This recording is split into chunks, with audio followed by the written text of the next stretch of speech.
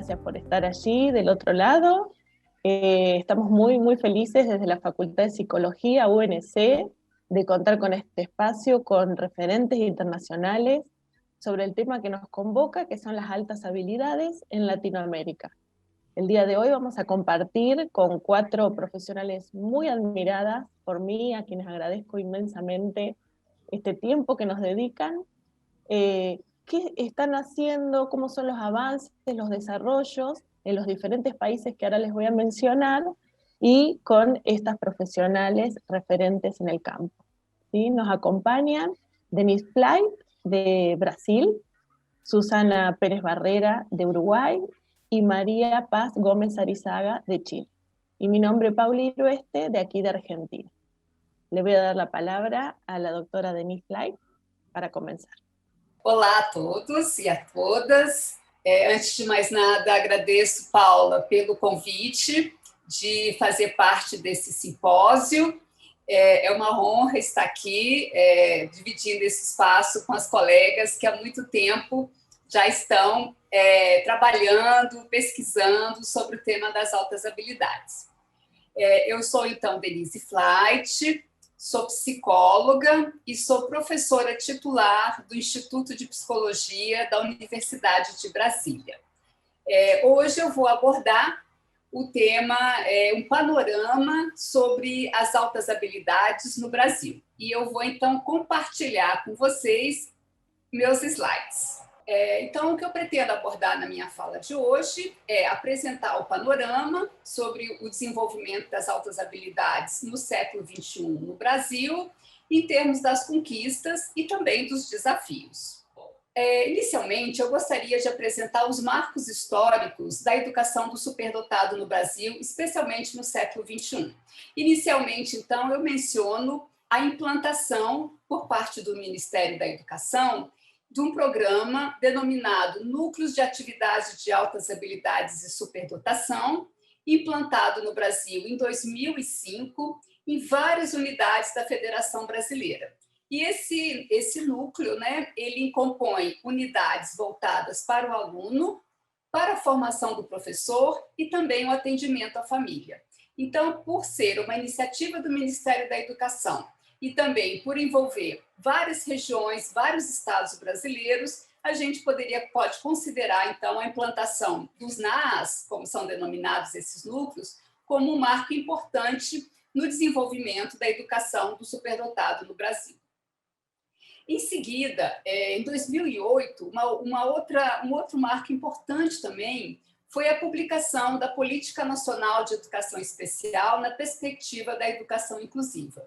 Então, essa política fez menção ao estudante com altas habilidades e, inspirado no modelo dos 3 anéis de Renzulli, apresentou uma definição do que eram os alunos que poderiam ser considerados alunos superdotados, né? Então, seriam aqueles que apresentavam uma notável potencialidade em qualquer uma das seguintes áreas combinadas ou isoladas: a capacidade intelectual, acadêmica, liderança, habilidade psicomotora, artes, além da criatividade e também o envolvimento com as tarefas de seu interesse.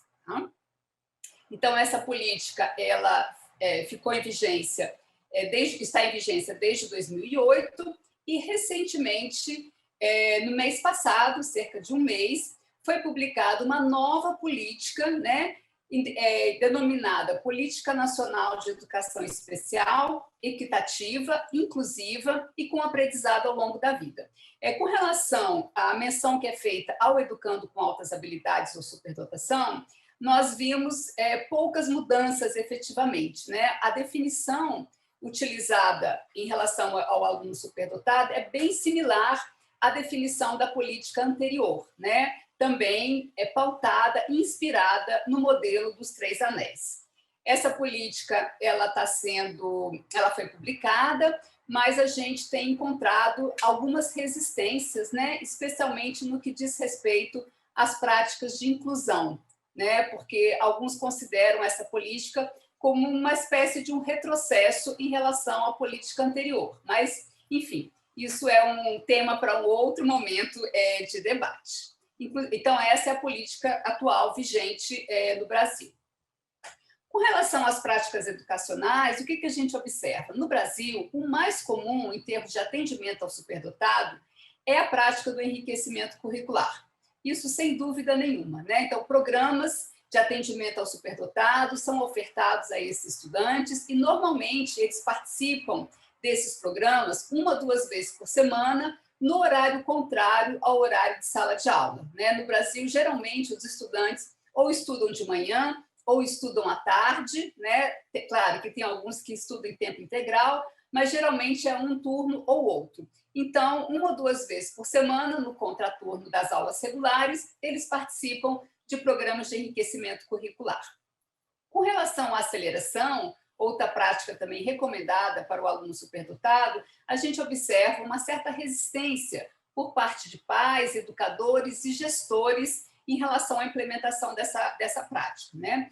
Nós observamos que a legislação brasileira ela assegura aos superdotados a possibilidade de aceleração, né? De cumprir o programa escolar num tempo mais reduzido. Contudo, o que a gente observa? Não há um protocolo de implementação dessa legislação, né? Uma regulamentação de como as escolas poderiam, de fato, implantar essa ação pedagógica, né? Então, essa falta de regulamentação com essa resistência que a gente encontra por parte dos pais e educadores, então a opção pela aceleração escolar ela é mais reduzida no Brasil. E, finalmente, com relação às práticas de diferenciação curricular, ou seja, ajustar o currículo no contexto de sala de aula regular para atender às necessidades do aluno superdotado, isso, então, é muito menos frequente, né? Muitas vezes em função da formação dos professores, por exemplo, que nem sempre tem na sua formação, especialmente na formação inicial, conhecimento, informação sobre o fenômeno da superdotação. Então, como diferenciar, né, o currículo para esses estudantes se eu não domino esse fenômeno das altas habilidades? Então, a prática de diferenciação curricular ela é muito menos frequente ainda no Brasil, comparativamente ao enriquecimento curricular e aceleração escolar. Uma pesquisa que nós fizemos em 2015, nós mapeamos programas brasileiros de atendimento ao superdotado, né? Então, foi uma pesquisa juntamente com uma aluna minha de doutorado, a Liliane Carneiro, no qual nós investigamos, tivemos acesso a 50 programas de atendimento ao superdotado no país. E observamos que 42, a maioria era de natureza pública, né? Apenas 16% de iniciativa particular. O público atendido variava da faixa entre 3 a 19 anos e, em termos da localização dos programas, observando que a maioria localizava-se na região sul, sudeste e sul. Bom, outro ponto também que foi bastante observado é que a maioria dos alunos atendidos era do gênero masculino, né? Eu vou comentar um pouquinho isso mais adiante, né? E esses programas, né, nós fizemos a soma de quantos alunos estavam matriculados, e eram cerca de 5.597. Ou seja, quando a gente pensa na população estudantil brasileira de 50 milhões de estudantes da educação básica, esse valor é um valor irrisório, né? É um percentual mínimo, né? Então, o que está acontecendo, né? Nós estamos identificando problemas, né, em termos de avaliação, de identificação e de encaminhamento aos programas de atendimento ao superdotado, né? Com relação aos alunos que são matriculados, o que a gente observa? A maioria dos estudantes, eles são atendidos em programas da região sudeste, seguidos de programas da região centro-oeste. Então, no caso da região centro-oeste, nós temos um número menor de programas, mas um número maior de alunos atendidos, né? E como eu mencionei anteriormente, o atendimento, normalmente, ele é semanal, variando 1, 2 ou 3 vezes por semana. A equipe, né, desses programas é composta majoritariamente por professores, seguidos de pedagogos, e poucos são os programas que possuem psicólogos na sua equipe, né, como membros da sua equipe. E ainda temos um percentual menor ainda de profissionais de outras áreas. Bom, o que a gente observa ainda em relação a esses programas? Que grande parte, 70%, possui parceria com outras instituições. Então, por exemplo, com associações de apoio ao superdotado ou instituições de ensino superior, as universidades, que, de fato, as universidades brasileiras são as maiores colaboradoras dos programas de atendimento ao aluno superdotado no Brasil. Com relação aos referenciais teóricos, o que observamos? Os mais utilizados nesses programas são o modelo dos 3 anéis de Renzulli e a teoria das inteligências múltiplas de Gardner. Tem alguns outros, mas esses são os que mais se destacam. E com relação às atividades mais frequentemente implementadas nesses programas, o que observamos? O desenvolvimento de atividades que focalizem nas características socioemocionais, na criatividade, em atividades voltadas para a expressão verbal, escrita, artística, atividades de resolução de problemas, de estimulação da inteligência e do raciocínio lógico, né? Então, eu vejo isso como um ponto positivo, no sentido de não focar apenas no desenvolvimento de atividades ligadas à dimensão cognitiva ou acadêmica, mas também há uma preocupação com o desenvolvimento de características socioemocionais e da criatividade. Agora, a extensão em que isso ocorre nos programas, essa é uma outra dimensão, né? Ou seja, o quão frequente essas atividades ligadas a características socioemocionais e de criatividades são implementadas, essa é uma outra questão. Mas, pelo menos, há a preocupação com relação a isso. Bom, nós observamos também que, no Brasil, algumas associações foram criadas, né, no sentido de apoiar a causa do superdotado. Em especial, eu destaco aqui a criação do Conselho Brasileiro para a Superdotação, o CONBRASD, que ocorreu em 2003, né, do qual Suzana Pérez, nossa colega que já foi presidente, Paulo Irueste já participou dos eventos organizados pelo CONBRASD, espero que Maria da Paz também possa vir em algum momento estar conosco. Inclusive, este ano também teremos um evento, né, que vai ocorrer concomitantemente ao evento Congresso de Psicologia, Ciência e Profissional aí de Córdoba, da Argentina, e a cada 2 anos, então, são oferecidos, realizado um evento científico internacional, né? E também o CONBRASD ele possui uma revista, no qual os seus membros podem submeter manuscritos para publicação. Outra associação também que eu gostaria de destacar é a Associação Brasileira de Criatividade e Inovação. Apesar de não ser uma associação voltada para o superdotado, trata da criatividade, que é um componente importante também da superdotação. Então, essa associação também ela foi criada no início dos anos 2000, né? E tem também uma revista científica, no qual os seus associados ou pessoas interessadas pelo tema podem submeter artigos para publicação. E também essa associação promove conferências, né, congressos na área de criatividade e inovação. Também gostaria de destacar aqui a parceria de vários pesquisadores brasileiros com outras associações científicas internacionais, como, por exemplo, o World Council for Gifted and Talented Children, European Council for High Ability, a Associação Nacional de Estudos e Intervenção na Sobredotação em Portugal, ou seja, são várias associações no âmbito internacional, né? E a gente observa que está ocorrendo maior intercâmbio, maior troca entre pesquisadores brasileiros e pesquisadores de outros países, né? Bom, para além disso, outros congressos na área de educação e psicologia no Brasil têm geralmente contemplado, né, nos seus eixos temáticos, o desenvolvimento de talentos, a criatividade e a superdotação. Então, podemos dizer que o tema da superdotação ele tem recebido mais visibilidade no nosso país. Com relação às pesquisas empíricas, o que nós observamos? Né? Um aumento do número de estudos sobre o tema, especialmente a partir dos anos 2000. E muitos desses estudos são provenientes, né, de dissertações de mestrado e teses de doutorado.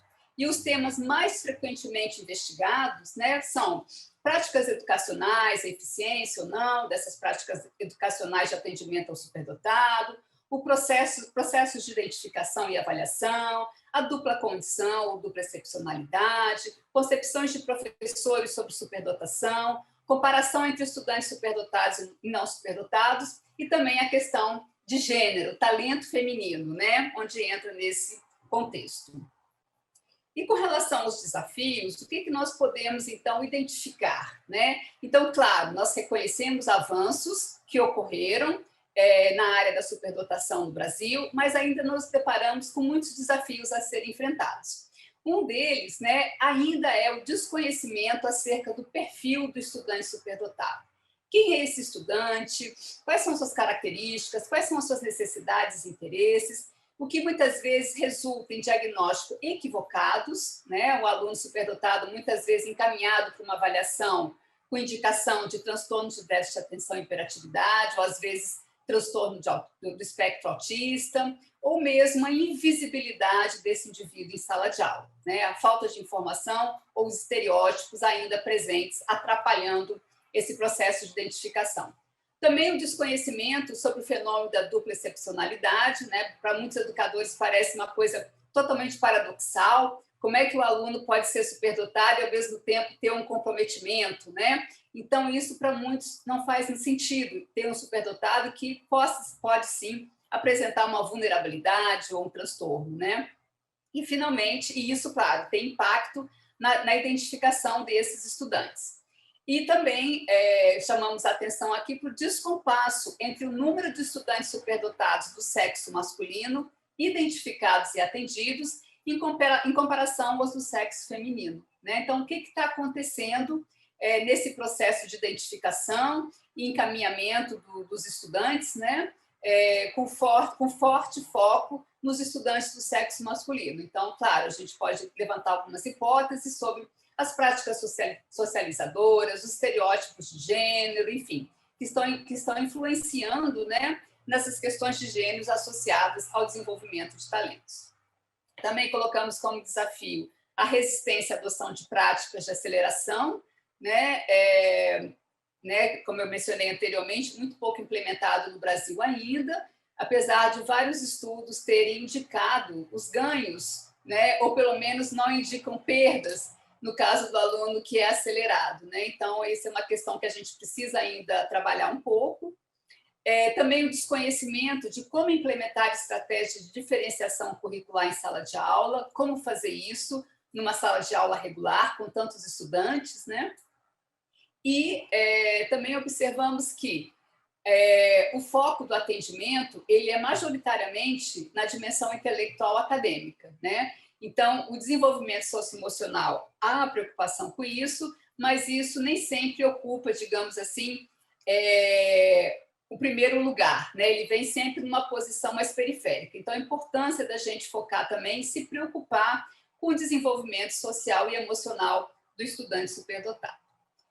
Também observamos um número muito limitado de serviços de apoio psicoeducacional à família dos estudantes, né? Então, não adianta só atender o aluno, nós precisamos também apoiar essa família, né? Eles têm muitas dúvidas, eles se deparam com muitos desafios, se sentem pouco acolhidos, né? Muitas vezes são hostilizados, né? Do tipo, seu filho é superdotado e você ainda está reclamando, está querendo mais coisa.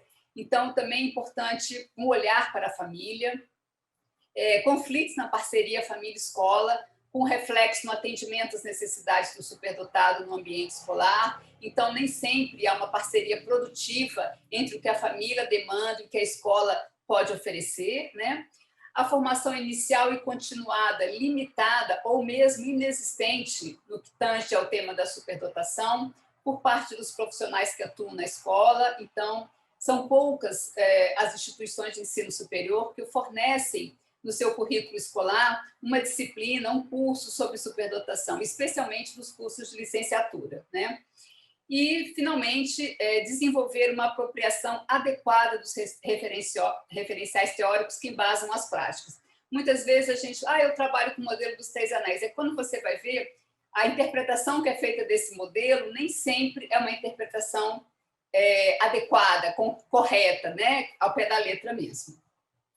Bom, e como último desafio, é a necessidade de ampliar o escopo dos estudos na área, né, envolvendo tanto uma diversidade de temas, por exemplo, mais estudos sobre família, desenvolvimento emocional, socioemocional, desenvolvimento de talentos em áreas não acadêmicas, né, por exemplo, a liderança, né, então nós temos poucos estudos sobre isso. Então é importante investir nisso, bem como também em outros tipos de metodologia, para além do estudo de caso, entrevistas, né, que a gente pudesse, por exemplo, estudos envolvendo intervenções, né, e verificar o impacto, né, dessas intervenções em diferentes dimensões do desenvolvimento do aluno superdotado. Bom, para concluir, então, eu gostaria de mencionar aqui que nós não podemos negar os avanços na área da superdotação no Brasil, né? Seja em termos das políticas públicas que têm contemplado o aluno superdotado, em programas de atendimento ao superdotado, né? Nós sabemos que o número ainda não é suficiente, mas temos um número, né? Temos programas que atendem o superdotado, temos pesquisas, né? E também observamos uma maior visibilidade sobre o tema da superdotação na sociedade brasileira, né? E também o que a gente tem feito aqui no Brasil tem tido também maior visibilidade no cenário internacional, né? Em função dessas trocas entre pesquisadores, da participação de pesquisadores brasileiros em eventos científicos internacionais. Então, isso também eu avalio como bastante produtivo, né? Mas reconheço que ainda temos ainda um longo caminho a percorrer, né? De maneira a promover o desenvolvimento de talentos no Brasil. E acho que a gente, talvez uma agenda para a próxima década poderia ser focar nesses desafios que eu acabei de mencionar, ou pelo menos como ponto de partida para os próximos trabalhos, para os próximos investimentos na área da superdotação no Brasil. Bom, eram essas, então, as minhas considerações. Eu agradeço a atenção. Obrigada. Muchísimas gracias, Denise, por compartir todos estos avances y desafíos, ¿no?, que tenemos como países hermanos, que muchos compartimos, ya vamos a ver seguramente en los demás países, pero compartimos algunas preocupaciones, y que en ese sentido es muy, muy positivo poder trabajar en conjunto, ¿no? Poder trabajar entre países también para lograr estos avances. Vamos a escuchar ahora a Susana Pérez Barrera, que nos va a compartir también el panorama de Uruguay. Buenos días a todos y a todas también. Es un placer estar aquí, especialmente por la invitación de Paula, que también quiero mucho, y que también nos ayuda muchísimo en nuestro país, que es un país muy pequeño y, como veremos, todavía muy carenciado en el área de altas habilidades, superdotación. Bueno, de a poquito y por las piedras, porque realmente aquí en el Uruguay todavía no tenemos el avance que tuvimos en Brasil. Yo viví mucho tiempo en Brasil, yo soy doctora en educación, con postdoctorada en educación, y actualmente coordino la unidad de investigación de la Facultad de Ciencias de la Educación de la Universidad de la Empresa. Y coordino también la especialización en educación inclusiva para estudiantes con altas habilidades de superdotación, que está en su segundo año y que todavía tiene un semestre más para terminar. Bueno, ahora les cuento un poquito sobre eso. Bueno, América Latina todos la conocen, ahí está el país de Denise, que es el que ocupa la mayor parte de América Latina, y por supuesto tiene su reflejo también en la educación, y el nuestro chiquitito, ¿no? Está ahí. En Uruguay tenemos 3,5 millones de habitantes, y aproximadamente 40% viven en Montevideo. Por lo que calculamos, que tenemos en torno de 315.000 uruguayos con habilidades de superdotación, haciendo un promedio de las estadísticas que hay por ahí. En educación primaria tenemos cerca de 1 millón de estudiantes, lo que es un número bastante importante para la población. Y bueno, calculamos que teniendo en cuenta una estimativa entre el 8 y el 10%, debemos de tener cerca de 95.000 estudiantes con altas habilidades de superdotación. ¿Qué es lo que tenemos en términos de necesidades educativas especiales en primaria, o sea, en la enseñanza primaria? ¿Cuál es la información que tienen los centros educativos sobre esas necesidades? Esa es una pregunta que se hizo el Instituto Nacional de Estudios en Educación del Uruguay, que publica todos los años un informe sobre el estado de la educación en el Uruguay. Y lo que vemos es que ellos cuentan, bueno, que Uruguay cuenta con un marco normativo para la inclusión que busca que todas las personas tengan derecho a la educación. Pero cuando hablamos cuando vamos a la legislación de educación especialmente, vemos que la ley de educación, la ley general de educación, apenas menciona que las propuestas educativas respetarán las capacidades diferentes y las características individuales de los educandos, de forma a alcanzar el pleno desarrollo de sus potencialidades. O sea, es muy generalizada la legislación, y abajo hay una pequeña nota de pie de página, que la voy a ampliar aquí, y que dice: a pesar de que la legislación sobre las necesidades educativas especiales se centra fundamentalmente en las personas en situación de discapacidad, y ahí menciona las distintas discapacidades,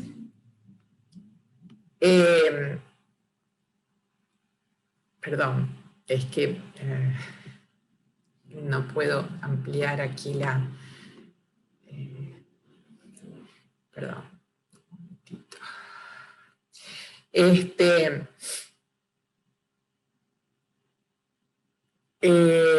En los últimos años se ha comenzado a discutir la importancia de una normativa que considere la situación de los niños con altas habilidades. Es así que, siguiendo los principios de una educación inclusiva para todos, en el año 2018 se comenzó a discutir un proyecto de ley que establezca líneas de acción para que niños con altas habilidades o superdotación reciban una educación adecuada y pertinente. Esa es la nota de pie que nos recuerda que las altas habilidades también son necesidades educativas especiales. En realidad es lo único que encontramos ahí. Menciona que la política educativa de primaria, ¿no?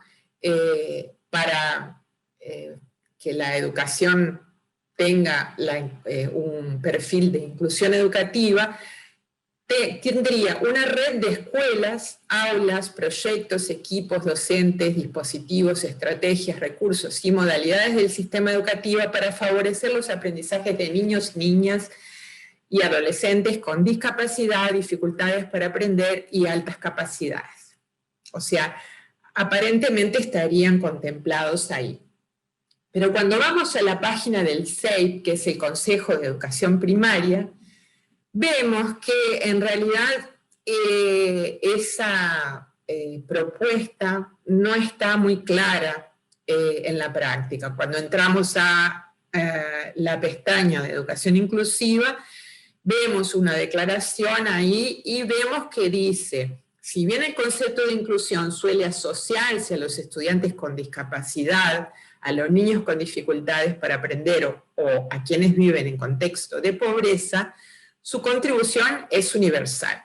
Se concreta en un gesto inicial de hospitalidad hacia todos y un gesto singular de atención a cada uno, derrotando las barreras culturales y los prejuicios que limitan las posibilidades de desarrollo, creando entornos favorables a la diversidad.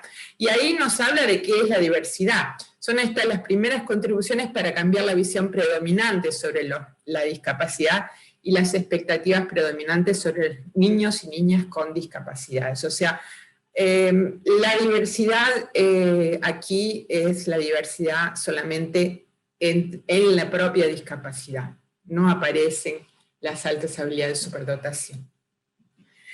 Y entonces vamos a ver que entre 2013 y 2018 es muy reciente la discusión o lo que se ha hecho un poco sobre las altas habilidades de superdotación. Hemos tenido audiencias, proyectos de ley, pero sin ningún resultado positivo.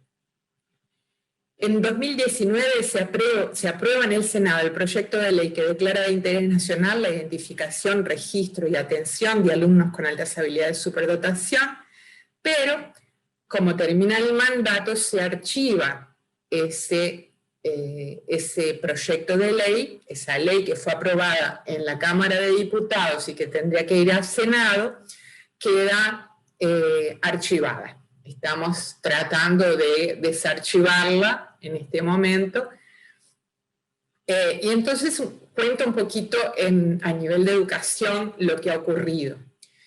En 2013, el primer equipo de trabajo en el área de altas habilidades de superdotación fue liderado por Karen Bendelman, con la maestra Shirley Siri, y aquí hago mención a ella porque infelizmente Shirley falleció este mes pasado, que era una gran luchadora en el área y nos dejó por problemas de salud graves, y bueno, era una integrante de nuestro grupo de investigación.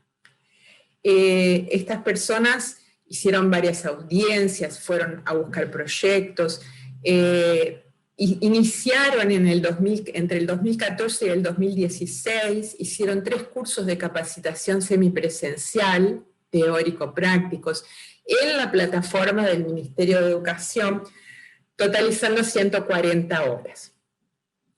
En el 2016, a solicitud de la ministra, se forma un grupo de trabajo bajo la supervisión y responsabilidad de la subsecretaría del Ministerio de Educación, Edith Moraes, y juntamente con Karen Bendelman, Shirley Siri y yo, trabajamos 1 año y medio elaborando un proyecto de política pública para personas con altas habilidades de superdotación, con todos los requisitos que considerábamos necesarios, o sea, desde la identificación hasta la capacitación docente, que para nosotros es fundamental porque en el país no tenemos personas con capacitación en el tema de altas habilidades de superdotación.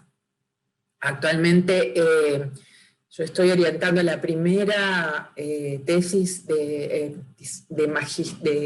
maestría en el tema, que es en otra facultad, que debe defender este año todavía, pero es la primera que del país, digamos, ¿no?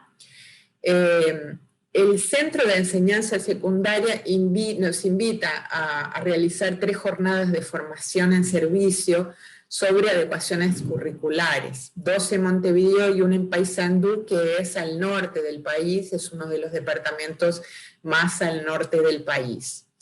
Eso genera que, bueno, en el 2017 la Dirección de Educación del MEC decide bajar el curso de capacitación de la plataforma del MEC, porque no había recursos suficientes y era más importante trabajar con la discapacidad. Esa es una experiencia que hemos tenido infelizmente en todos los países.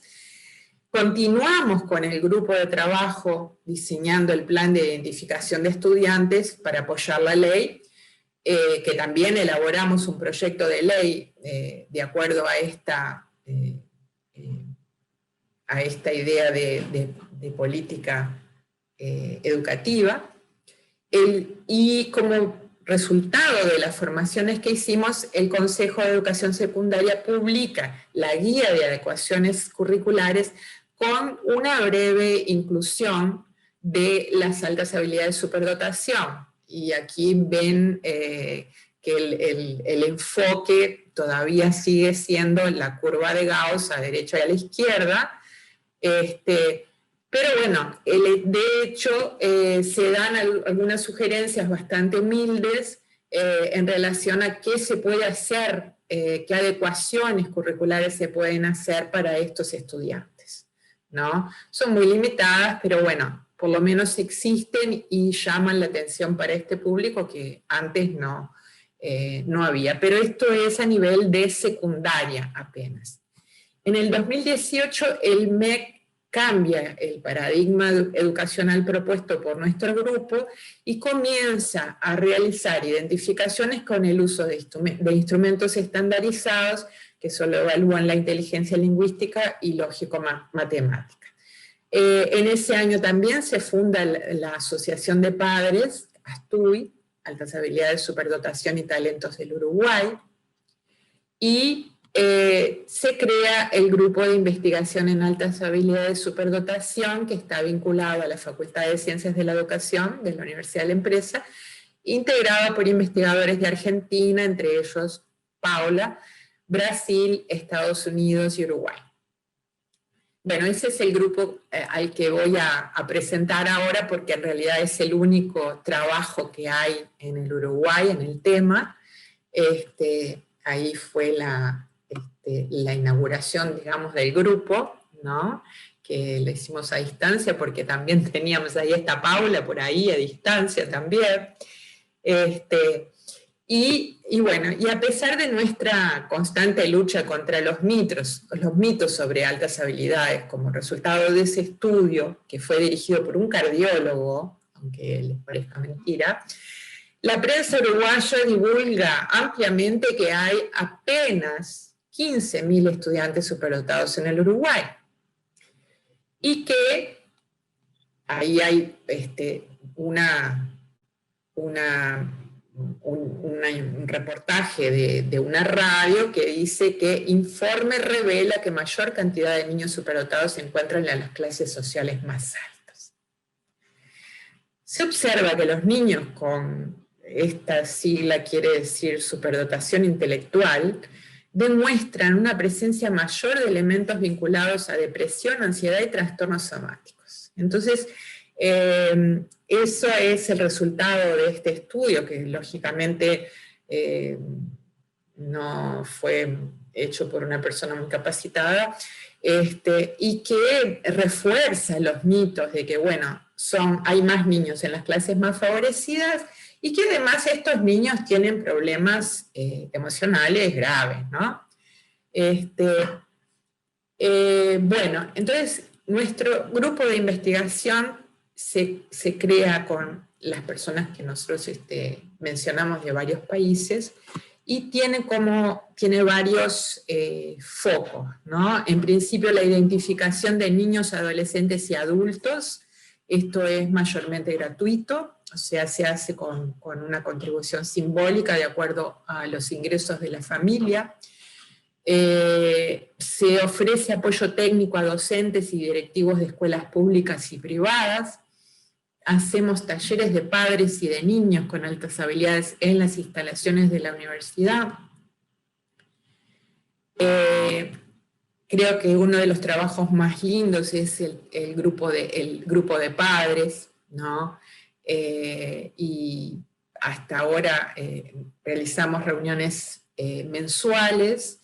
En este momento las estamos haciendo por Zoom porque no hemos volvido todavía a la presencialidad, pero es un trabajo que creo que le da muchos frutos, no solamente al grupo, sino al grupo de padres también, que son personas extremadamente participativas e interesadas en el tema, y que nos ayudan a divulgar también el tema en el Uruguay, ¿no?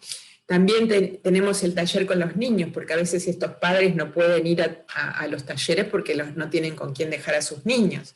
Entonces, paralelamente al taller de padres, también hacemos el taller de niños. Hoy, justamente, se está haciendo un taller presencial con los niños. Y aquí, bueno, como ven, son de varias edades, ¿no? Desde los más chiquitines hasta los más grandes. Y creo que ese mensaje que nos dejaron ahí en el pizarrón es uno de los de las gratificaciones mayores que podemos tener, ¿no? Amo este lugar. Además, el grupo de investigación también tiene un grupo de adultos con altas habilidades que están funcionando mensualmente, con un gran número de adultos que fueron todos identificados por el grupo. Actualmente está agregando también otras personas de Brasil, y estamos ya con unos 25 integrantes. Es muy bienvenido el encuentro.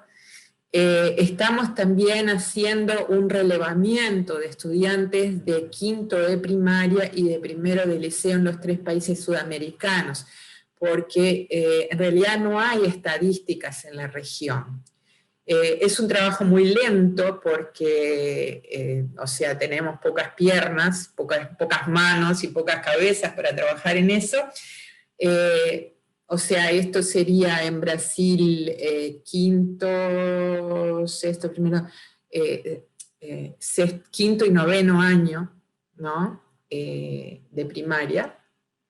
Y de a poquito, bueno, vamos formando tratando de tener alguna estadística, alguna estimativa a nivel de región. Y tenemos un semillero de altas habilidades de superdotación, o sea, un grupo de estudio, que son estudiantes de la maestría de nuestra facultad, que están haciendo sus tesis con foco en altas habilidades de superdotación. Actualmente tenemos alrededor de 20 estudiantes, y que trabajamos también en reuniones virtuales y presenciales cuando ellos vienen a clase, porque nuestra maestría es intensiva y se realiza en la época de vacaciones, o sea, los estudiantes vienen y están aquí 2 a 3 semanas en la época de vacaciones, y después trabajamos virtualmente en ese acompañamiento en plataforma. Pero la presencialidad realmente ahora en época de pandemia no, pero es 2 veces al año durante 2 años. El apoyo técnico y capacitaciones de docentes también es algo que estamos tratando de desarrollar. Aquí hay algunos ya que hemos hecho, inclusive apoyo a la asociación de padres. Ahí arriba a la izquierda es una reunión que se realizó en el interior, en La Valleja, de sensibilización, ¿no?, sobre el tema. Esa es una formación que hicimos, que fue la primera formación para secundaria en los últimos tiempos ahora, y se realizó convocada por la Inspección de Química y Física virtualmente, y fueron 4 encuentros también muy exitosos, con profesores de física y química de secundaria, que es un área que generalmente no tienen este tipo de formación, y que fue muy productivo, ¿no?, porque teníamos docentes que, bueno, se dieron cuenta que tenían alumnos y que nunca los habían notado, ¿no? Finalmente tenemos la especialización en educación inclusiva para estudiantes con altas habilidades de superdotación, que es una especialización semipresencial para poder favorecer la participación de personas del interior. Tiene 450 horas, y estamos elaborando el proyecto para hacer una totalmente virtual. Es un grupo pequeño, pero son todos docentes, son 16 docentes que están haciendo la especialización, personas muy entusiasmadas con el tema y que esperamos sean los futuros multiplicadores del tema en el Uruguay, porque son los primeros especialistas que se van a formar en Uruguay. Y para ese curso nosotros ganamos una convocatoria de la Asociación Nacional de Investigación e Innovación, ANI, para traer especialistas del exterior, porque justamente no tenemos en el Uruguay especialistas que pudiesen ser docentes de esta especialización. Por eso aplicamos a este proyecto, a este programa, y ganamos 2 convocatorias, que es lo máximo que ofrecen por este curso. Y bueno, con eso hemos conseguido entonces un cuerpo docente extremadamente competente y especializado. Y en cierta forma la pandemia nos ha ayudado, porque los últimos módulos íbamos a tener que trabajar con la gente que teníamos acá, y teníamos a Marina, que se nos fue para España, a Karen, que se nos fue para Estados Unidos, a Paula, que es de Argentina, y entonces y a Sheila, que es de Brasil, y a Simone, que es de Brasil también. Entonces, de cierta forma, la pandemia nos ha ayudado a poder cualificar mejor, ¿no?, los docentes de este curso, porque este semestre pasado, los dos semestres pasados fueron virtuales.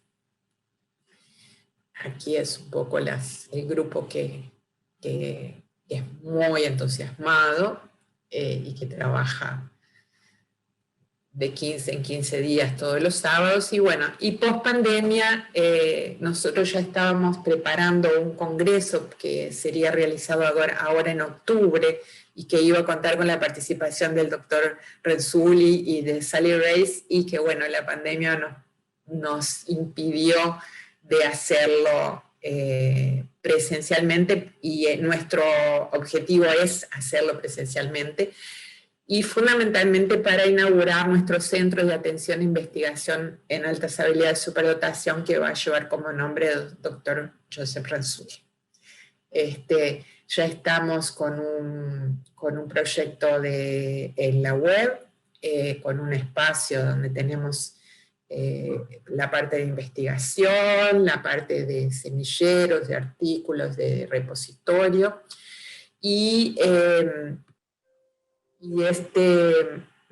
perdón que se me fue, este centro pretende trabajar con todas estas actividades que ya estamos desarrollando, en cuanto tengamos espacio suficiente también para eso, y ya estamos desarrollando una plataforma con actividades para chicos con altas habilidades de superdotación, y una página web para nuestro grupo de investigación. Entonces es muy poquito lo que hemos hecho, lo que podemos hacer dentro de nuestras capacidades, de nuestras posibilidades, pero es mucho para lo que había en este país, que cuando llegamos no había ni siquiera publicaciones. Hoy tenemos 3 publicaciones, 3 libros que hemos publicado Karen y yo, y estamos preparando publicaciones también con los estudiantes de la especialización para el final del curso. Bueno, era eso. Entonces agradezco que hayan escuchado hasta el final, y bueno, estamos abiertos ahí, dejo mis datos. Ese es el logotipo de nuestro grupo, que lo hizo uno de los chicos con altas habilidades de superdotación. Y quedamos a disposición entonces para preguntas después. Muchísimas gracias, Susana, por compartir.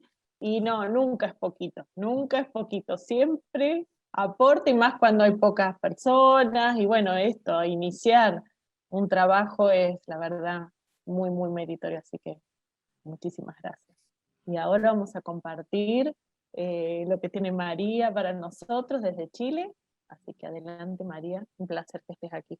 Gracias. Paula y todas, la verdad, un placer para mí estar acá también. Bueno, yo soy María Paz Gómez, soy profesora asociada de la Facultad de Educación de la Universidad de los Andes, en Chile, en Santiago, y también soy la directora de un diplomado en alta capacidad, que vendría siendo, como dijo Susana, un curso de especialización, curso de posgrado, lo llamarán distinto en distintos países, pero el punto es que es focalizado en alta capacidad. Les voy a hablar un poco del panorama de alta capacidad en Chile, pero más que nada me voy a focalizar en un tema más específico, que es el talento femenino.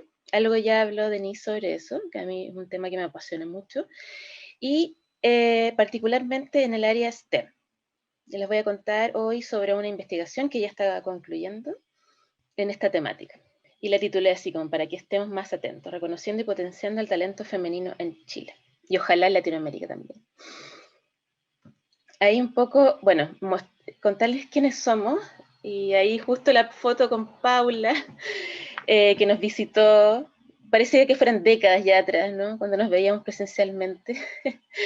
Y ojalá que también en un futuro próximo, no tan lejano, ya sea virtualmente, también pueda ser con Graciela, con Denise, me encantaría poder colaborar. Yo creo que es necesario. Y bueno, somos un equipo de investigación que está conformado por investigadores y ayudantes de investigación, tanto de la Universidad de los Andes, que les contaba yo, de la Facultad de Educación, y de la Pontificia Universidad Católica de Valparaíso, que es en otra región de Chile, hacia la costa, muy cerquita de Santiago, y que venimos trabajando ya bastantes años, diría yo, en temáticas de alta capacidad. Leonor, quien ven aquí al lado de Paula, ha ganado proyectos en el área de doble excepcionalidad, que es un tema que hemos trabajado bastante, y yo por otra parte estoy con el tema de talento femenino. Así que para que vean que somos hartos y queremos ser más aún.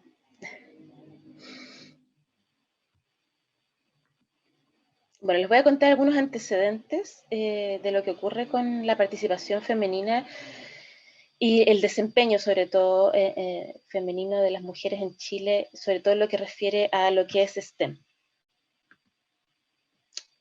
La PSU, en nuestro caso, que ahora va a cambiar, de hecho ya no se va a llamar más así, en nuestro país equivale a, todos tienen distintos nombres en distintos países, pero básicamente es la prueba de, ¿no es cierto?, ingreso, de selección que tenemos acá. ¿Ya?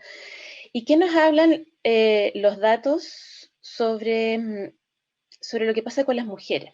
¿Ya? Es bien interesante ver esto. A mí me gusta mucho mostrar primero que todo cifras y números para que poco vamos viendo visualmente qué es lo que ocurre. Entonces acá abajo tenemos lo que son los puntajes y podemos ver que, bueno, lamentablemente los hombres, ¿no es cierto?, sobrepasan a las mujeres, incluso donde sería, entre comillas, esperado, ¿no es cierto?, que es lo del lenguaje, superan en puntaje, ¿no es cierto?, total a las mujeres. Sin embargo, aquí a la izquierda pueden ver que el NEM, que son las notas, las calificaciones, es una especie de una ponderación de todas las calificaciones de la secundaria. Las mujeres sí obtienen mucho más puntaje.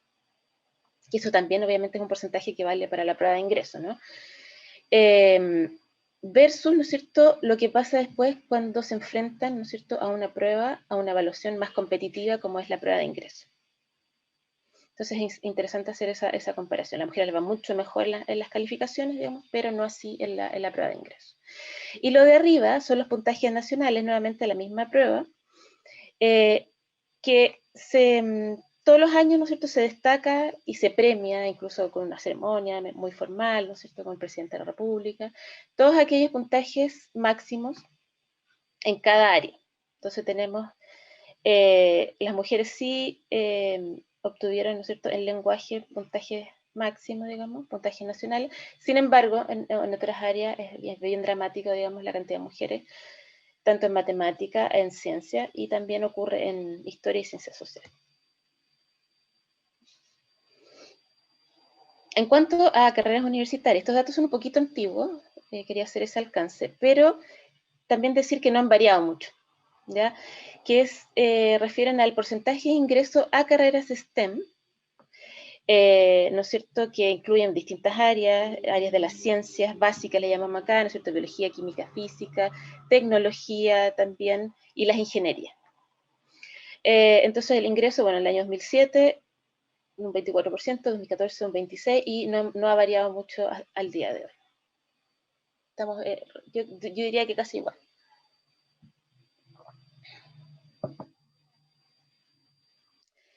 Otros antecedentes también interesantes de considerar son las expectativas de los padres, ¿ya? Esto refiere a las pruebas, ¿no sé?, realizadas en los países de la OCDE, y más que nada para mostrar, ¿no es cierto?, cómo son las expectativas de los padres respecto a que sus hijos e hijas, ¿no es cierto?, sigan una carrera en STEM. ¿Ya? Y aquí tenemos a Chile, ¿no es cierto?, que puede ser similar a otros países también, y lo azul, ¿no es cierto?, nos muestra las expectativas en torno a las niñas, a las mujeres, ¿no es cierto?, versus, una brecha bien importante, ¿no es cierto?, las expectativas de sus hijos varones.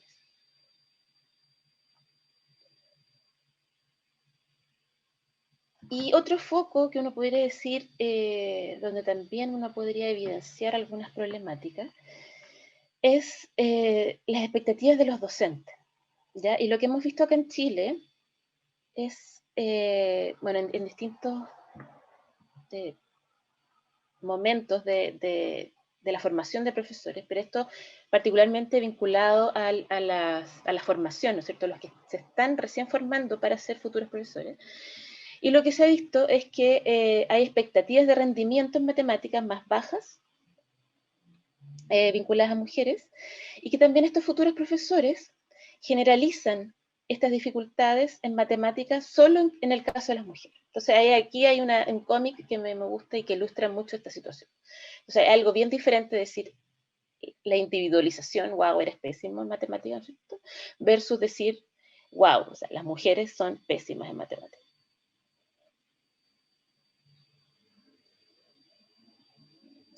Y en cuanto a la participación femenina en investigación científica, nosotros tenemos nuestra Agencia Nacional de Investigación y Desarrollo, que cambió su nombre hace muy poquito, se llama ANID ahora. En todos los países hay estas mismas agencias, ¿no es cierto?, que son las encargadas de financiar los proyectos de investigación, entre muchas otras cosas.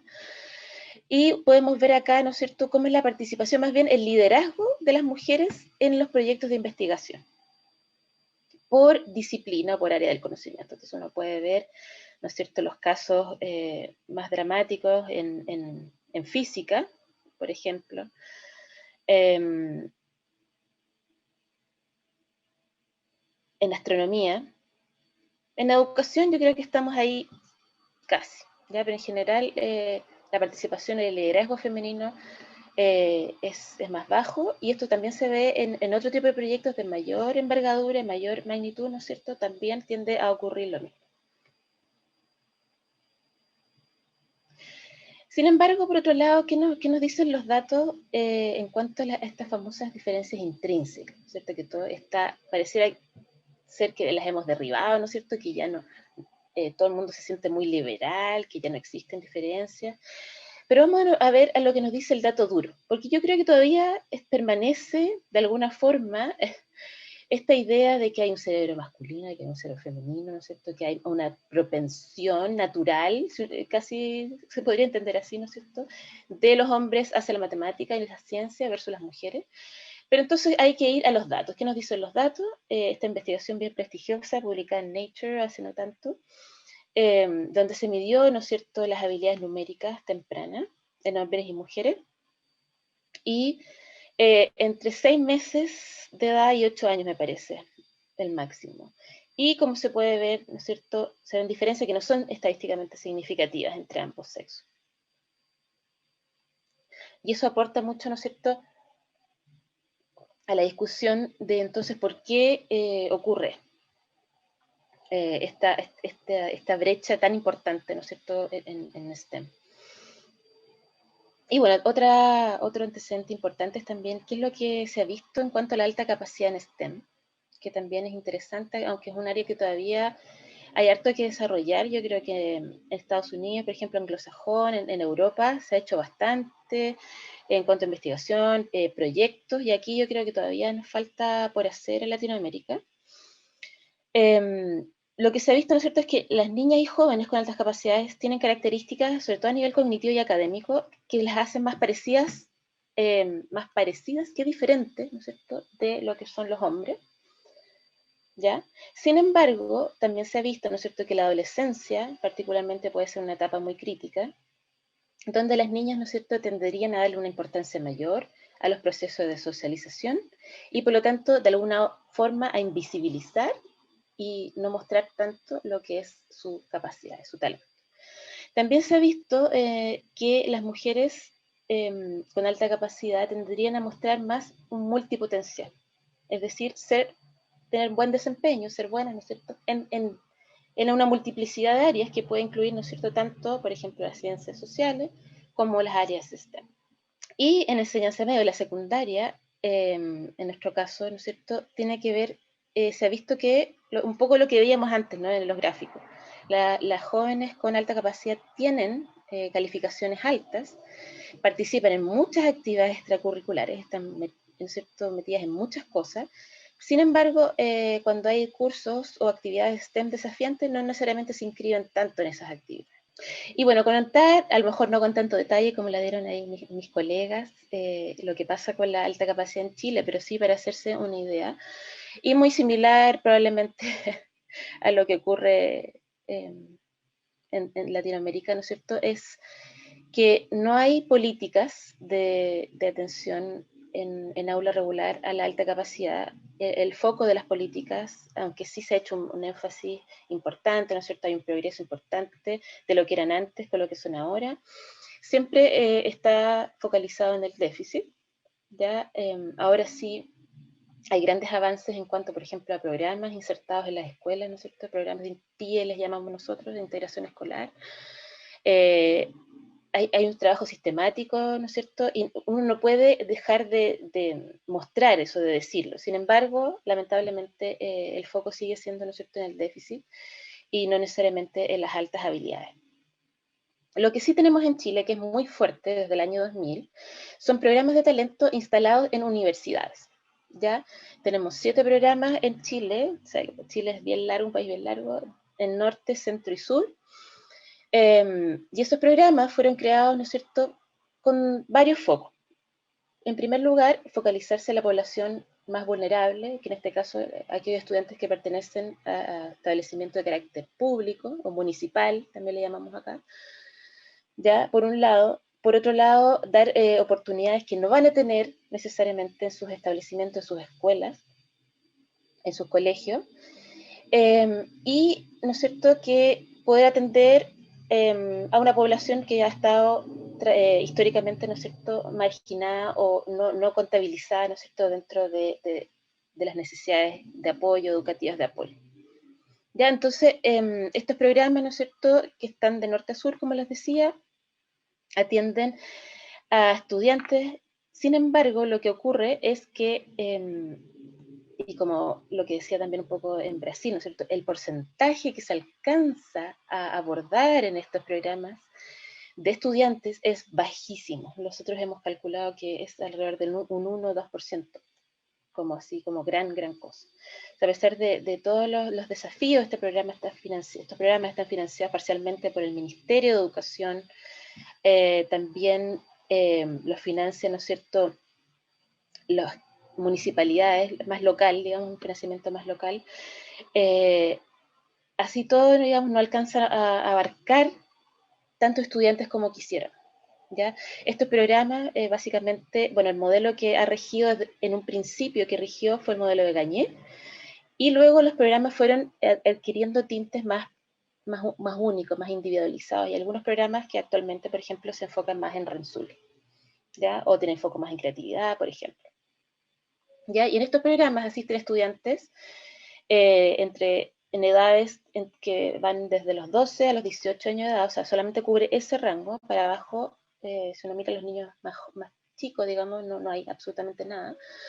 Y tiene foco en distintas áreas. O sea, los niños van a clase los viernes y sábados, van a 2 cursos y un taller. En áreas STEM y no STEM hay currículum, digamos, bastante amplio, y los chicos son los que van eligiendo según sus propios intereses. Eso como muy a grandes rasgos. Y eso es lo que ha permeado un poco lo que es el talento en Chile. Sin embargo, digamos, a nivel escolar, a nivel de aula, es muy poco. Hay algunas iniciativas muy pequeñas, privadas o semi-privadas, que han tratado de hacer algunas intervenciones, pero como una política que permee todo el sistema, que en el fondo obligue o mandate, ¿no es cierto?, que se atienda a la alta capacidad. No la tenemos. Hay iniciativas de legislar también, de hacer leyes en torno a esto, pero siempre quedan ahí como que se estuvieran durmiendo en el Congreso, lamentablemente, y ustedes saben, bueno, en Chile aparte estamos con unos cambios importantes legales, ¿no es cierto? Votamos hace poco todo lo que tiene que ver con la Constitución, entonces ojalá que ese cambio de alguna forma vaya a permear lo que es la alta capacidad, esperemos. Y bueno, les voy a contar un poquito de nuestra investigación. Este es un proyecto Fondesit, financiado por esa agencia que comentaba, liderado exclusivamente por mujeres, lo cual me pone muy orgullosa. Y básicamente la idea fue, ¿no es cierto?, analizar el proceso de elección de carreras, ¿ya? ¿Cómo eligen carrera las mujeres con alta capacidad? Y que además no solamente tienen alta capacidad, sino que además presentan actitudes positivas hacia la ciencia y la matemática. Y esto considerando factores intrapersonales y también del contexto. Te les voy a contar un poquito qué pasó en esta investigación. Esto fue un estudio longitudinal, se tomaron los 3 últimos años de la secundaria, ¿ya? Cuando las alumnas, y esto puede variar obviamente caso a caso, país a país, yo no sé cómo será en otros lados, pero básicamente en segundo medio, lo que llamamos acá, que es el primer año que nosotros consideramos, ellas van a elegir, van a pasar por el proceso de elección para en su penúltimo año empezar en lo que se llaman los electivos o diferenciados. Entonces ya no está el currículum general para todos, sino que van focalizándose en distintas áreas según ellos mismos deciden, ¿ya? Entonces quisimos tomar a las niñas, también tomamos hombres como punto de comparación, en este proceso, 2 procesos de elección importantes. Uno es estos electivos o diferenciados, ¿para dónde se voy a ir? Me voy a ir al matemático, me voy a ir al científico, me voy a ir al humanista, ¿ya? ¿No es cierto? ¿A qué le van a dar énfasis? Y después las seguimos hasta el final, que es este año, cuando están en el último año de la secundaria, y ya van a elegir la carrera que quieren seguir, propiamente tal, ¿ya? Bueno, los participantes de este estudio los seleccionamos por 2 vías. Por un lado, fuimos a distintos establecimientos, ¿no es cierto?, a seleccionar estudiantes usando el Raven. Y por otro lado, tomamos estudiantes que ya estaban seleccionados, que ya estaban identificados, perdón, quise decir, con alta capacidad y que participan en programas de talento, en los que le contaba antes, ¿ya? Y esto en 3 regiones del país, en Santiago, en Valparaíso y en el sur, en Temuco, ¿ya? Y esta es una investigación de carácter mixto. Entonces recogimos algunos datos cuantitativos que les voy a contar un poquito y cualitativos. ¿Y qué variables quisimos estudiar? Básicamente aquellas que están muy vinculadas al rendimiento y el desempeño en STEM y que se vinculan a género, ¿no es cierto? Que tiene que ver con el autoconcepto, ya la visión de sí mismo, las percepciones sobre sí mismo, la autoeficacia, ¿no es cierto?, que tienen que ver con las creencias sobre las propias capacidades, la valoración de las propias competencias, y los estereotipos, ¿no es cierto?, de género. Todo lo que tiene que ver con las expectativas acerca de los miembros de un grupo, ¿no es cierto? ¿Y qué es lo que encontramos acá? Que hay cosas bastante interesantes que dan harto que pensar de qué hacer, ¿no? Por ejemplo, encontramos que las mujeres de programa, estos programas además que les hablaba yo, los programas universitarios de talento, tienen un prestigio y sobre todo generan mucho, por decirlo así, orgullo, tanto en los colegios de los niños, los que participan, en las familias, ¿no es cierto?, y en los propios estudiantes también. O sea, es muy importante a nivel emocional, si uno podría decirlo socioafectivo, el asistir a estos programas. Entonces las mujeres que asisten a estos programas, versus las mujeres con alta capacidad que no asisten, ¿no es cierto?, tenían un menor autoconcepto, ¿ya? Sabemos que la alta capacidad en general hay un efecto, ¿no es cierto?, pez grande en estanque pequeño. Hay una tendencia cuando entran a programas competitivos a que baje el autoconcepto. Sin embargo, aquí nos dimos cuenta de que efectivamente ocurría eso, pero además que las mujeres eran más pronunciadas, era menor el autoconcepto. ¿Y en qué ámbitos? Básicamente es que se sentían un poco menos atractivas, menos populares y un poco más ansiosas. En autoeficacia, que tiene que ver, es todo lo que tiene que ver con la competencia, ¿no es cierto? En ciencia y matemática, lo medimos en esas dos áreas. Afortunadamente, no había diferencia entre hombres y mujeres. Sin embargo, bueno, la autoeficacia se construye, ¿no es cierto?, de distintas formas, tanto interna como desde los mensajes que recibimos del entorno. Y vimos que sí, los hombres se percibían mucho más reforzados, le llamamos nosotros. O sea, cuando el profesor, la profesora, la mamá, papá, ¿no es cierto?, dice, tú eres muy bueno para matemática, para ciencia, sí, así, etc. Ese tipo de mensajes, ¿no es cierto?, los percibían mucho más los hombres, ¿ya? Y cuando hicimos la medición de estereotipos, también pasó una diferencia interesante en mujeres que participaban en programa.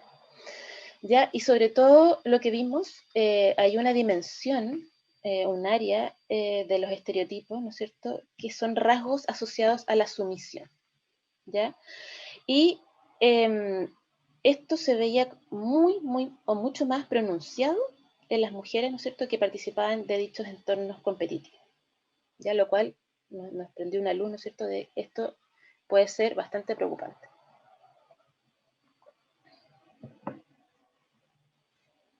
Y también, bueno, toda la parte cualitativa que también fue bastante larga, todavía estamos en proceso de análisis de algunas cosas.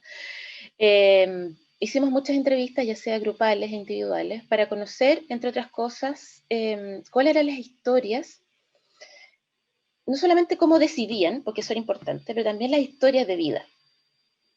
Ya quisimos movernos un poquito para atrás y usamos esta técnica que se llama la línea de tiempo en nuestras entrevistas, y para que nos fueran contando desde su infancia, ¿no es cierto?, hasta ahora, qué momentos, qué cosas, qué personas iban impactando estos intereses o este acercamiento, o podría ser también un alejamiento de las áreas STEM. Es bien simpática, aquí pueden ver distintas líneas que fueron construyendo los estudiantes. Y bueno, ¿qué concluimos un poco acá? En términos muy generales, ¿no es cierto? ¿Qué es lo que acerca a las niñas con alta capacidad a STEM? Entre otras cosas, el padre y la madre, ambos, como role model, como le llaman, ¿no es cierto?, en inglés, como modelo de rol, son igualmente importantes. Los profesores, también aquellos profesores que son muy motivados, muy apasionados, ¿no es cierto?, y que inspiran ese encanto por un área STEM, y que no solo eso, sino que además tienen muy altas expectativas hacia ellas. En cuanto a la orientación vocacional, que este es un temazo, diría yo, en Chile, en términos de cómo se hace, qué actividades se hacen, etcétera, etcétera. Aquí le llamamos la desorientación vocacional a veces. Los chicos, relevan el tipo de experiencia. Entonces, por ejemplo, no solamente un test o que vaya una persona a hablar de una charla, ¿no es cierto?, que esta es una actividad muy típica y me imagino que se repetirá en otros países. Hablar de una carrera es suficiente. Aquí lo que importa mucho es la mano en la masa, o sea, ir a universidades, meterse en laboratorio, ver lo que la gente hace, experiencias de campo, si uno lo podría llamar así, ¿ya? También las actividades extracurriculares tienen mucha relevancia, la participación en todo tipo de ferias, ¿no es cierto?, científicas, por ejemplo, competencias, entre otras. Y no hay que dejar de lado el tiempo libre, es una cosa que aparece con mucha fuerza en estos estudiantes, porque tienen, ustedes saben, muchas veces los estudiantes con alta capacidad tienen mucha curiosidad, ¿no es cierto?, muchos deseos de aprender, de seguir indagando, y cómo esta curiosidad en el fondo los ha llevado a seguir ciertas líneas, uno podría decir, en su tiempo libre. Entonces uno ve cómo han profundizado ciertos temas en YouTube, ¿no es cierto?, a través de divulgadores científicos, por ejemplo, y cómo las series, que uno podría mirarlas así un poquito como más livianamente, también impactan y bastante fuerte en los estudiantes. Y por otro lado tenemos lo que aleja a las jóvenes, a las niñas de STEM. tenemos que muchas veces los mensajes, sobre todo a nivel parental, ya que son percibidos como presión hacia irse a cierta área, o sea, con esto me refiero como tienes que estudiar geofísica, invento, geología, por ejemplo, o tienes que dedicarte a una área STEM, porque esto puede significar beneficio económico, no sé qué, no sé qué. Muchas veces incluso puede tener el efecto contrario. Lamentablemente, en vez de acercar, aleja, e incluso adverso, porque las niñas dicen no y no y no. O sea, se les cierran la puerta a esas áreas. El perfeccionismo, también sabemos que es un tema en la alta capacidad, que a veces se puede presentar con más fuerza en las niñas, ¿no es cierto? El no ser excelente, y que esto lo hemos visto también en otras investigaciones que no tienen que ver con esto, pero por ejemplo de los currículums, de los del CV, que los hombres postulan con un 60% de las habilidades, de las capacidades, versus las mujeres que si no tienen el 100, no postulan. Es muy similar, ¿no? Si no tengo el 7, y el 7 es la nota máxima en Chile, por si acaso, en matemática, pero tengo un 6, 8, quizás no soy tan buena. También hay entornos, ¿no es cierto?, sobre todo a nivel escolar, que a veces, no sé si fuerzan, pero llevan a las niñas a elegir aquello que está más en su zona de confort, por así decirlo. Entonces, por ejemplo, en este multipotencial hay una niña muy buena en humanidades y muy buena en física, por ejemplo. Hay tendencia a llevarlos como al área diciéndole, no, tú eres muy buena en humanidades, te va a ir muy bien, etcétera, etcétera, versus sacarle un poco de esa zona, ¿no es cierto? Mostrándole otra área en que también pueden ser competentes o también puede ser un desafío para ella. Porque no hay que olvidar, y sobre todo en estas niñas de esta investigación aparece mucho que queremos aprender, queremos el desafío, necesitamos ir más allá. Por ellas estudiarían 2 o 3 carreras simultáneas, no estoy mintiendo. ¿Ya? Y por último, aquellos profesores, ¿no es cierto?, que no se involucran mucho, a diferencia de los otros, ¿no es cierto?, que son más apasionados, profesores que son más bien indiferentes. Y bueno, algunas ideas nomás para la discusión, para no pasarme mucho. ¿Qué es lo que nosotros vemos como temas importantes que hay que poner foco, ¿no es cierto? Darse cuenta que es un tema profundo, ¿no es cierto? Y es un tema que está presente y del impacto que puede tener. No es trivial los mensajes o las interacciones que se tienen con las mujeres con estas características. Hay que poner atención en el uno a uno, en lo que pasa en el día a día, ¿no es cierto? Vemos que, y hay evidencia, ¿no es cierto?, que a las mujeres se les pregunta menos, se les retroalimenta con menor calidad, por ejemplo, dentro del aula. Y las conversaciones, por ejemplo, no sé, en las casas con los padres de temas científicos o de series o de National Geographic, lo que sea, también tienden a la balanza a ser más hacia los hombres. ¿Ya? Es importante reforzar los intereses, incentivar la motivación, el placer, la curiosidad, ¿no es cierto? Abrir esta opción de disfrutar la ciencia, tener expectativas bastante altas. ¿Y por qué es importante que estemos atentos, ¿no es cierto? Porque nadie quiere, ¿no es cierto?, perder el talento femenino, porque hay una contribución importante que pueden hacer, ¿no es cierto?, las mujeres en STEM, poder optar a mejores salarios, ¿no es cierto? Y se ha visto pérdidas muy importantes en el PIB en distintos países. Y asociado a esto están fenómenos que se han estudiado ya y que salen mucho en distintas publicaciones, es el famoso techo de cristal, estas barreras invisibles que muchas veces impiden que las mujeres avancen. Y esta tubería que gotea, ¿no? Que queremos que muchas mujeres entren, pero después están temas de maternidad, ¿no es cierto?, asociados a la familia, y que al fondo chorrea hacia afuera y las mujeres después no están volviendo. Entonces también hay barreras internas que hay que trabajar. Otra, para que estemos atentos también en actuar temprano, esto no, ya media probablemente ya lo estamos haciendo un poco tarde. Se puede intervenir, pero quizás es un poco tarde. Hay que hacerlo ya, se está hablando de los estereotipos ya a la edad de 6 años, están instalados. Cómo cambiar la forma en que mostramos las carreras a mujeres, ¿no es cierto? Ya sea tanto en lo experiencial, como también en cómo mostramos ese lado más humano, que tenemos muchas niñas con y sin alta capacidad, ¿no es cierto?, que quieren hacer esa contribución social. Entonces, ¿cómo mostramos la carrera en esos ámbitos? Obviamente, considerar experiencias informales de aprendizaje, ¿no es cierto?, que son importantes para el tiempo libre, desde los libros, los programas, los museos, ¿no es cierto? Dejar más manos en la masa, ¿no es cierto? Sobre todo cuando hay intereses que se despiertan muy temprano, tener conversaciones relevantes y por supuesto también tener modelos de rol femenino que han tenido éxito en estas áreas. Y eso, bueno, eran algunas consideraciones para el tiempo libre, para incentivar, digamos, el interés por las áreas STEM. Y ahí les dejo mi correo, cualquier cosa que me quieran contactar. Y muchísimas, muchísimas gracias por esta oportunidad.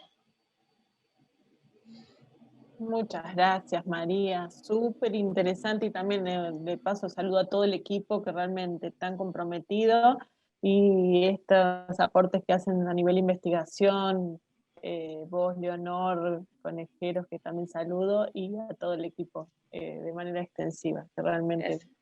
son muy, aparte de recibirte como en casa, ¿no? Ojalá pueda volver pronto.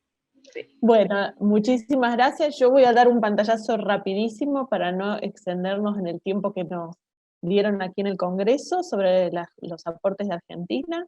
Algunos ya lo conocen, y además para mí las protagonistas son mis invitadas, así que estoy súper feliz con eso, pero voy a pasar rápidamente algunos avances que se han hecho aquí en el país. Mi nombre, bueno, es Paula Irueste, para el que no me conoce. Soy licenciada en Psicología y doctora en Ciencias de la Salud, y en este doctorado comencé a estudiar estos temas, sobre todo basado en la confusión diagnóstica entre déficit de atención, hiperactividad y altas capacidades. Yo provengo de la psicología clínica, soy profesora de Psicología Clínica y Clínica Psicológica y Psicoterapias aquí en la Facultad de Psicología.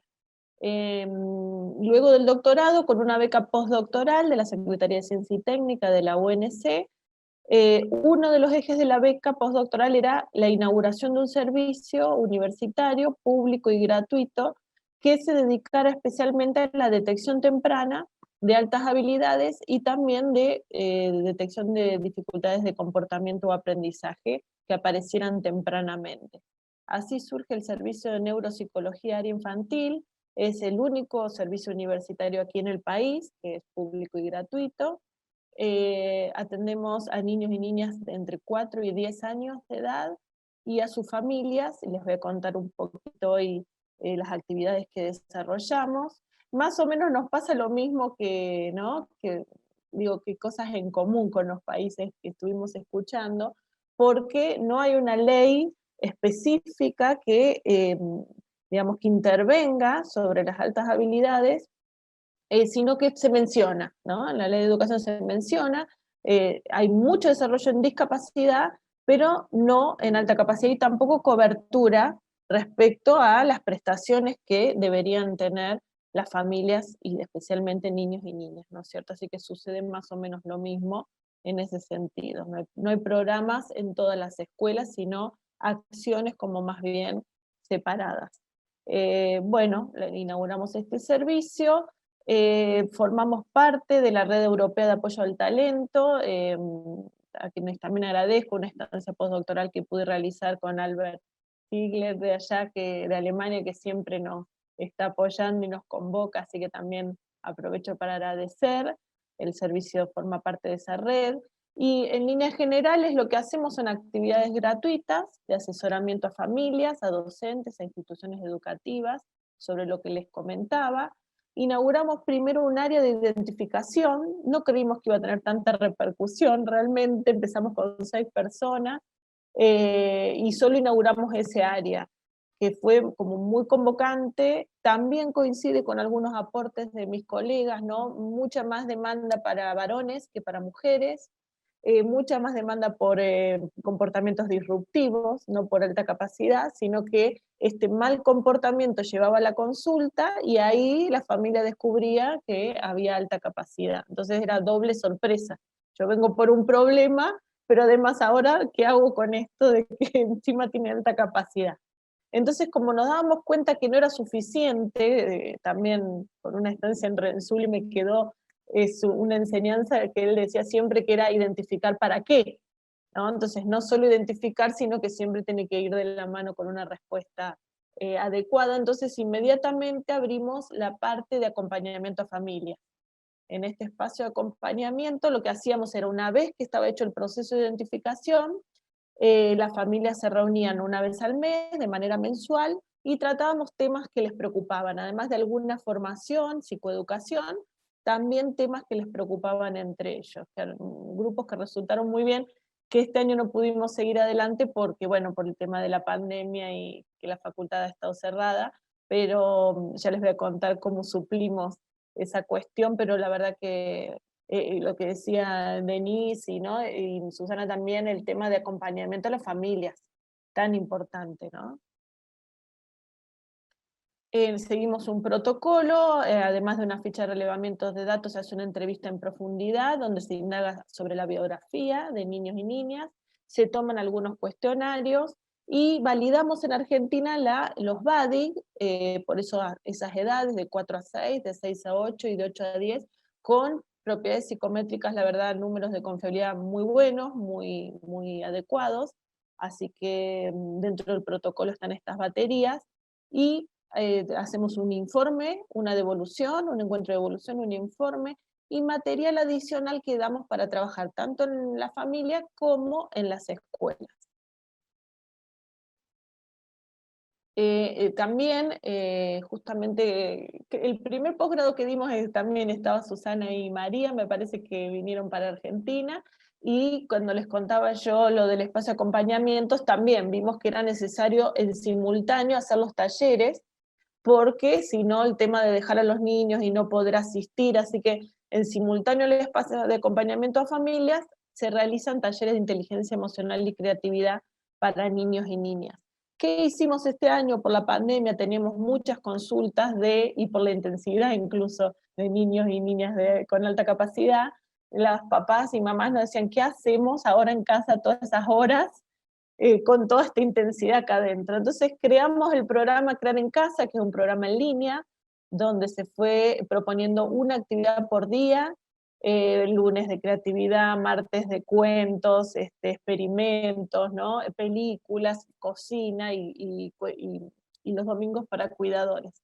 Esto, por supuesto, ya lo van a ver en la foto al final, pero no se puede hacer sin un equipo maravilloso que me acompaña, que aman el espacio y ponen, realmente todos trabajamos de manera gratuita allí, así que lo hacemos por pura vocación y amor, y nos encanta crear cosas, así que el Crear en Casa está en línea, en la página del servicio, para quien le pueda ser de utilidad.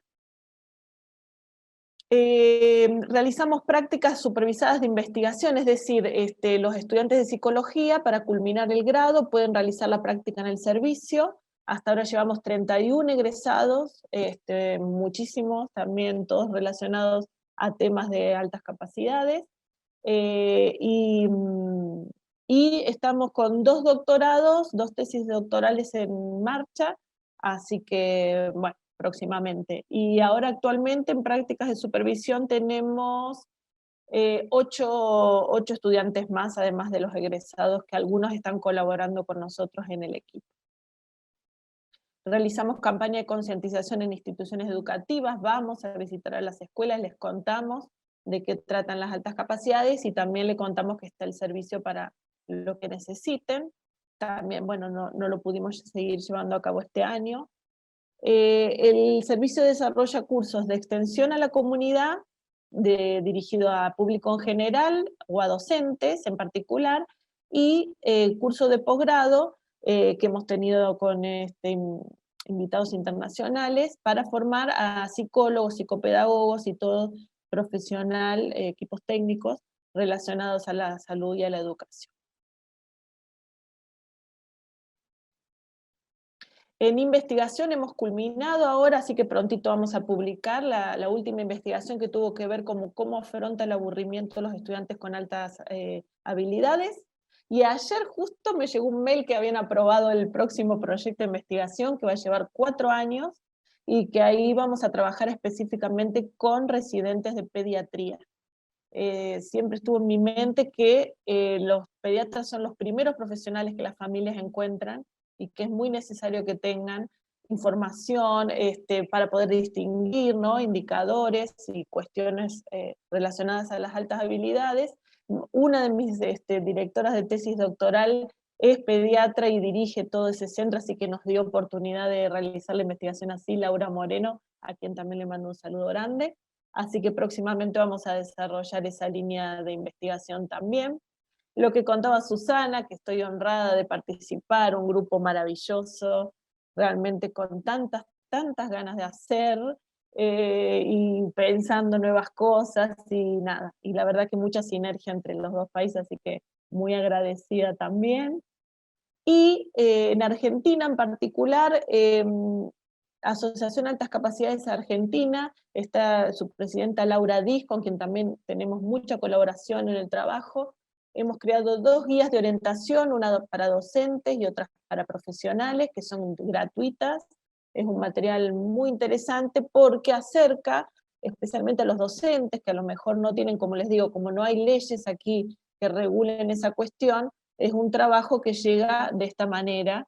En Buenos Aires, Asociación Altas Capacidades Argentina, en Jujuy, que fue la primer secretaría del Ministerio de Educación que tuvo un espacio para las altas capacidades, fue la pionera, así que también trabajamos en conjunto con ellos formando docentes allí, y en Córdoba con el Servicio de Neuropsicología Área Infantil. Le sumamos, aparte lo de Jujuy, como les contaba, que hemos formado docentes oportunamente, con Adriana Orellana, que ya no está allí, pero también nos ha abierto mucho camino en la provincia, y hace muy poquito hemos terminado de formar un equipo en el Ministerio de Educación de Tucumán, que también un grupo súper comprometido de profesionales que va a replicar lo que hace el Servicio de Neuropsicología Infantil en Córdoba.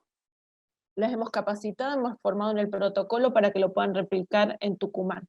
Así que estimamos que el año próximo van a estar con sus primeras actividades también allí, divulgando las altas habilidades. Y a futuro queremos crear una red nacional de apoyo a las altas capacidades, en esto de que tenemos 31 egresados formados del servicio, muchos volvieron a sus provincias, así que tenemos en el sur, en Buenos Aires, en el norte, ¿no? Muchos profesionales de La Pampa, que bueno, la idea es ampliarlo por el país y que podamos hacer, como pasaba en Uruguay también, ¿no? Con mucha voluntad, porque no hay recursos muchas veces, y a veces también los apoyos de investigación incluso son como bajos, ¿no? En el país, así que con lo que estamos pudiendo, bueno, nuestro desafío es ampliar esta red, ¿sí? Y como les decía, para finalizar, no puedo no agradecer a semejante equipo de trabajo. Aquí encontramos al profesor Daniel Mías, que fue el primero que me dio lugar en la universidad, en la facultad. Él tiene el servicio de neuropsicología general, que se aboca a adultos, y hace más de 10 años, acá estábamos festejando justo los 10 años, y él dijo, Paula, tenés que abrir el área infantil, tenés que abrir el área infantil, y así fue que propusimos la beca postdoctoral, así que Daniel, muy agradecida también. Y mi equipo, acá varias camadas, algunos ya no están con nosotros, y acá están las actuales, todo virtual, que también les agradezco enormemente todo lo que aportan día a día. Así que bueno, eso es más o menos un pantallazo de lo que hacemos en Argentina, con mucho entusiasmo. Ya verán que nos encanta desarrollarlo, también dejo ahí los datos para quien pueda hacerle de utilidad. Está en la página, esta que está aquí, la encuentran por Google, están todas las tesis, todos los artículos también de libre acceso, el programa Crear en Casa, y en las redes vamos difundiendo los distintos eventos también que vamos haciendo desde aquí. Así que muchísimas gracias. Perfecto, entonces para terminar, agradecerles muchísimo. Ahora vamos a quedar dispuestos a las preguntas que tengan ustedes allí para consultar a nuestras referentes. Gracias de nuevo, total admiración y bueno, nos vemos pronto.